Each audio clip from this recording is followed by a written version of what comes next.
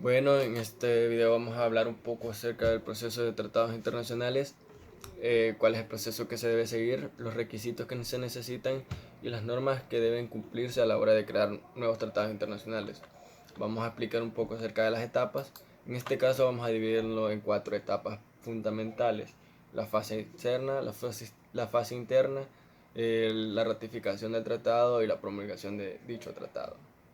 En la fase externa vamos a ver un poco sobre el, una etapa que está confiada al presidente de la República.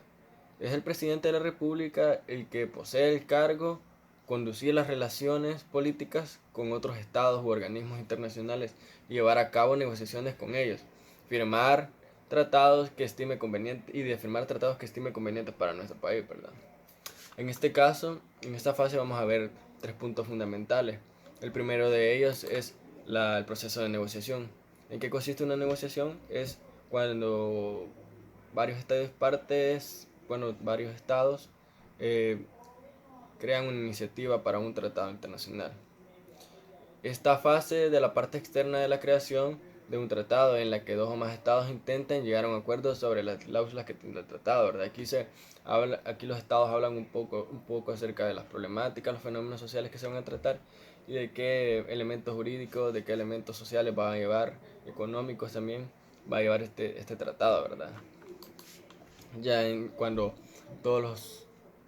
todos los estados llegaron a una negociación que es exitosa, se pasa a las siguientes etapas, que es la adopción, que consiste en el consentimiento por parte de todos los estados que participen de elaborar el del tratado, ¿verdad? Entonces, en este caso, más que todo, es cuando todos los países o los estados que forman parte de esta iniciativa están de acuerdo con todo lo que se ha estado conversando y con todas las cláusulas que va a llevar este nuevo tratado, ¿verdad? Entonces se pasa a la autenticación, que es el tercer punto. Es el acto formal que realizan los estados partícipes de la elaboración del tratado, en el que dejan establecido el tratado como el auténtico y definitivo. Ya es la parte final, ya es cuando se formaliza el documento y el tratado ya está tomando más formalidad, ¿verdad? Vale. Este es el tercer punto de la fase externa. Vamos a pasar a la segunda fase, que es la fase interna. Esta etapa consiste en la aprobación del tratado por parte de la Asamblea Legislativa, en nuestro caso, ¿verdad? En El Salvador.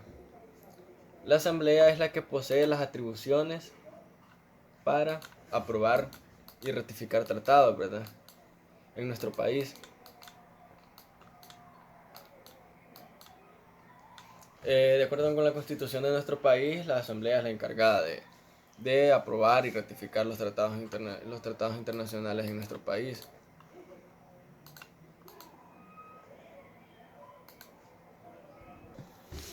En este punto, cuando ya eh, pasamos al punto de la fase interna, ya cuando ya el tratado ha entrado en nuestro país, ¿verdad? Y la Asamblea toma, empieza a tomar parte de este tratado también, pasamos a la fase de la ratificación del tratado.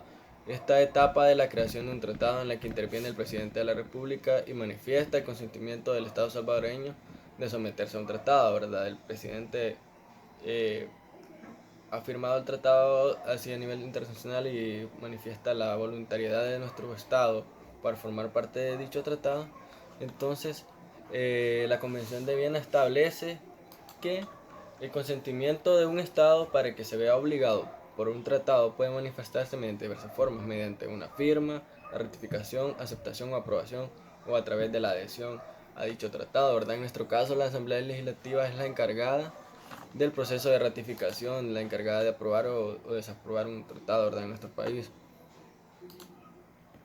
Bueno, y luego pasamos al siguiente paso, que es el paso se llama el registro y promulgación del tratado o publicación del tratado. En este caso, en este caso vamos a tocar dos puntos importantes, que es la entrada en vigor del Tratado Internacional, que es el primero, ¿verdad?